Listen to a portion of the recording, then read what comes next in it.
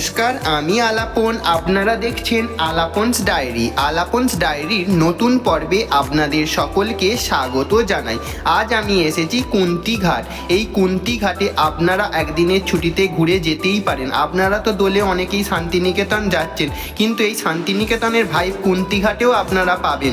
তাই দেরি না করে একদিন ঘুরে যান এই কুন্তিঘাট থেকে। এই কুন্তিঘাটে আপনারা দেখতে পাবেন কাঠের ঝুলন্ত ব্রিজ, কুন্তিঘাটের বিড়লা মন্দির ও বিড়লা মন্দিরের চারিপাশটা কি সুন্দর কাগজ ফুলে সেজে উঠেছে, স্যার দেখলে আপনাদের মন প্রাণ দুটোই জুড়িয়ে যাবে। সব কিছুই আপনাদেরকে দেখাবো। আমার সাথে থাকুন, পাশে থাকুন ও দেখতে থাকুন আলাপনস ডায়েরি। আজ আমি এসেছি কুন্তিঘাট। হাওড়া থেকে আপনারা কাটুয়া লোকাল ধরে আসতে পারেন বা ব্যান্ডেল কাটুয়া লোকাল ধরে আসতে পারেন এই কুন্তিঘাট স্টেশনে। কুন্তিঘাট স্টেশন থেকে বেরিয়ে মাত্র 5 মিনিট হাঁটলেই আপনারা পৌঁছে যাবেন এই কাঠের ব্রিজে। সেই ব্রিটিশ আমলের ব্রিজ। এই ব্রিজটা পুরোপুরি ঝুলন্ত। এই ব্রিজের নিচে কোনো পিলার নেই, আর এই নিচ দিয়ে বয়ে গেছে কুন্তি নদী। কুন্তি নদীর এই ব্রিজটা আপনাদেরকে দেখাচ্ছি, আপনারা দেখতে থাকুন।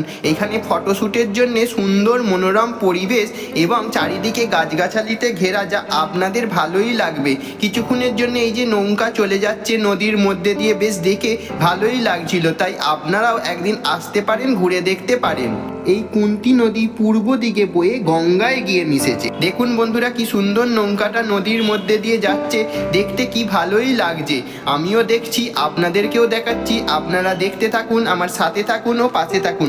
চারিদিক সবুজ আর সবুজ, গাছগাছালিতে ঘেরা কুন্তি নদী। কুন্তি নদীর কাঠের ব্রিজ আপনাদেরকে দেখালাম।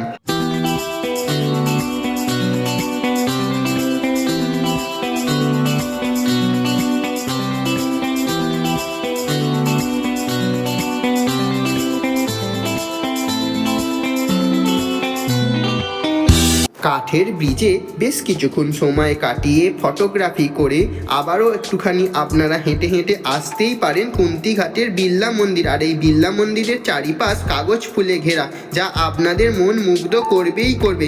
লাল, সাদা, গোলাপি, হলুদ নানা রঙের কাগজ ফুল দেখতে দেখতে আপনারা চলে আসুন বিড়লা মন্দির। এই বিড়লা মন্দিরটি শীতকালে খোলা হয় সকাল 7টায়, আর গরমকালে খোলা হয় সকাল 6টায়। খোলা থাকে সকাল 9:30 অবধি। আবারও দুপুরবেলা বন্ধ থাকে, বিকালবেলা আবার খোলা হয় গরমকালে বিকাল 5টায়, শীতকালে বিকাল 4টে। এইভাবেই খোলা হয়, আর খোলা থাকে রাত্রি 8টা অবধি। এই বিড়লা মন্দিরটি আপনাদেরকে ঘুরিয়ে দেখাচ্ছি, আপনারা দেখতে থাকুন। চারিদিকে সুন্দর গাছগাছালিতে ঘেরা সুন্দর মনোরম পরিবেশ। এই বিড়লা মন্দিরের অধিষ্ঠাত্রী দেবতা হলেন রাধা কৃষ্ণ। তাই আপনারা দোলেতে একবার এই বিড়লা মন্দির থেকে ঘুরে যেতেই পারেন। চারিদিকে গাছগাছালিতে ঘেরা সুন্দর মনোরম পরিবেশ। শুধুই যে আছে এই বিড়লা মন্দিরে রাধাকৃষ্ণ তা নয়, এই বিড়লা মন্দিরে আরও কিছু দেবদেবীর মূর্তি আছে, তা আপনাদেরকে ঘুরিয়ে দেখাচ্ছি। পুরোপুরি মার্বেল দিয়ে বাঁধানো মন্দির। চলুন প্রথমে দেখিয়ে দিই এই মন্দিরের মেন দেবতার শ্রী রাধা কৃষ্ণ। দেখতেই পাচ্ছেন রাধা কৃষ্ণর যুগল মূর্তি। আপনাদেরকে ভালো করে দেখিয়ে দিচ্ছি, আপনারা দেখুন। রাধা কৃষ্ণের মন্দিরের পাশেই রয়েছে আরও কিছু দেবদেবীর বিগ্রহ। আপনাদেরকে দেখাচ্ছি, আপনারা দেখতে থাকুন।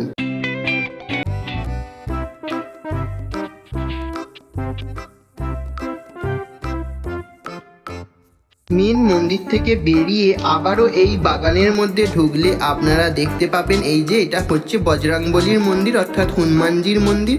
আর এখানে একটি স্ট্যাচু আছে, এটি হলো বিড়লার স্ট্যাচু। এই বিড়লার নামেই এই বিড়লা মন্দির।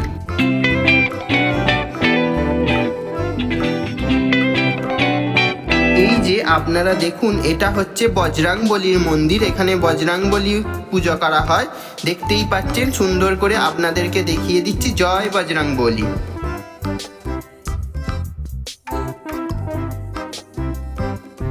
চলুন এবার আপনাদের সঙ্গে শেয়ার করে নিই বেশ কিছু স্টিল পিকচার। আপনারা দেখতে থাকুন, আমার সাথে থাকুন ও পাশে থাকুন। আর হ্যাঁ বন্ধুরা, যাবার আগে আপনাদেরকে বলি, আমি আলাপন, আপনারা দেখছিলেন আলাপনস ডায়েরি।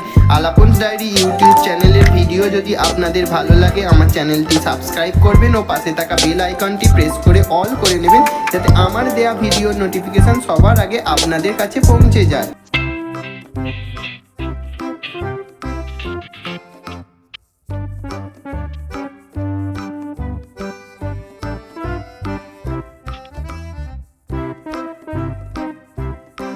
তা বন্ধুরা, আমার আজকের ভিডিওটি আপনাদের কেমন লাগলো অবশ্যই জানাবেন। আমার ভিডিওর মধ্যে কোনো ভুল ত্রুটি থাকলে সেটাও জানাবেন।